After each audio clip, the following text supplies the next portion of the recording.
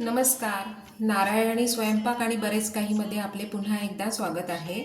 आज आपण पाहणार आहोत प्रोटीनयुक्त मुगाचे सूप. तर त्याच्यासाठी मी मूग भिजवून घेतलेले आहेत. जिरं घेतलं आहे 2 चिमूट, अर्धा चमचा तीळ घेतले आहेत, एक छोटा दालचिनीचा तुकडा, 2 लवंगा घेतल्या आहेत, 2 मिरी घेतली आहे, आलं घेतलं आहे थोडं, लसूण, कोथिंबीरची पानं चिरून घेतली आहेत आणि त्याचे जे कोवळे देठ होते ते आता मी वाटायला घेणार आहे याच्यात. चवीपुरतं मीठ आणि थोडं 1 चमचाभर तांदळाचं पीठ. तर आता आपण पुढच्या प्रक्रियेला सुरुवात करू. आता आपण सूपसाठी लागणारं पाणी 2 तांब्या पाणी घेतलं आहे मी, उकळून घेऊ.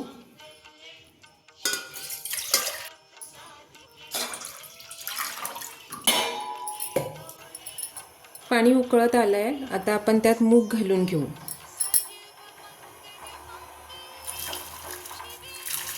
आता हे सूपसाठी आलं लसूण वगैरे पेस्ट करायची आहे ना, ते मी मिक्सरला करून घेते.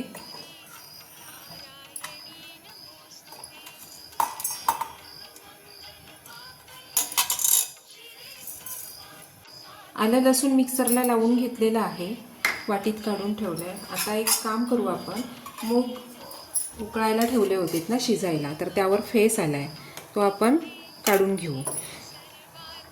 मी कधीही असं सूप वगैरे बनवताना हे मूग डायरेक्ट कुकरला नाही, तुम्ही कुकरलाही लावू शकता, काहीच प्रॉब्लेम नाही आहे, पण मी शक्यतो टाळते. का तर हा फेस असतो जो, तो आपण कुकरला लावल्यावरती काढता येत नाही आपल्याला.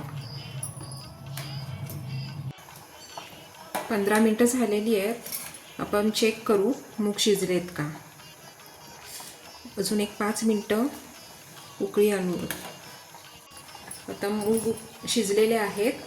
आता आपण गॅस बंद करू आणि हे गाळून घेऊ. हा स्टॉक जो काढलाय आपण तो गाळून घेऊ.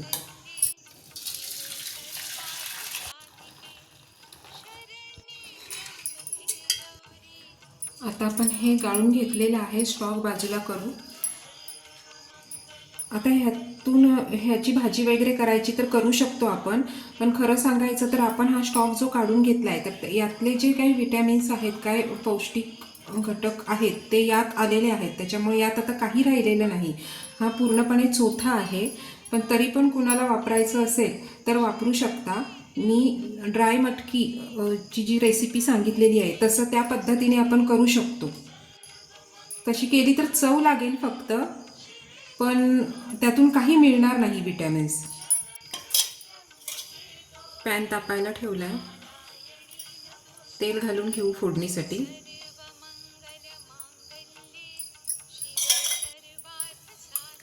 तेल तापलेलं आहे.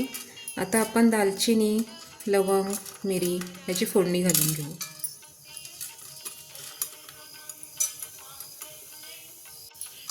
मिरची टाकून घेऊ. हळद,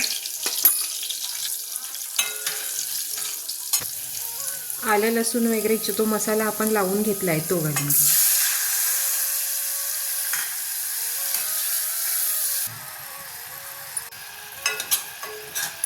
सूप आपण कमी प्रमाणात करणार होतो, त्यामुळे आलं लसूणही कमी लागणार होतं. ते मिक्सरला लागण्यासाठी मला जरा पाणी घालावं लागलं, त्यामुळे तुम्हाला फोडणीत थोडं पाणी दिसतंय.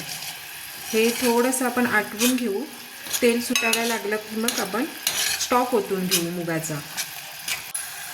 पाणी आटत आलंय, आपण मुगाचा स्टॉक ओतू.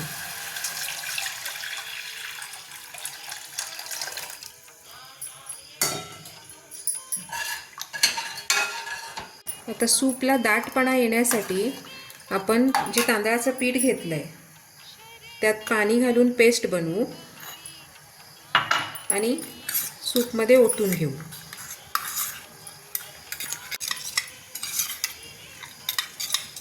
बनवताना थोड्या कोमट पाण्यात किंवा गरम पाण्यात बनवायची, नाहीतर यात मग थंड पाणी टाकलं पेस्टचं काय गुठळ्या होतील, म्हणून आपण पेस्ट घालून घेऊ.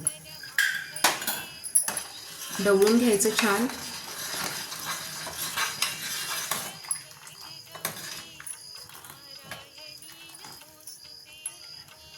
उकळी आलेली आहे, आपण मीठ घालून घेऊ. चवीपुरतं.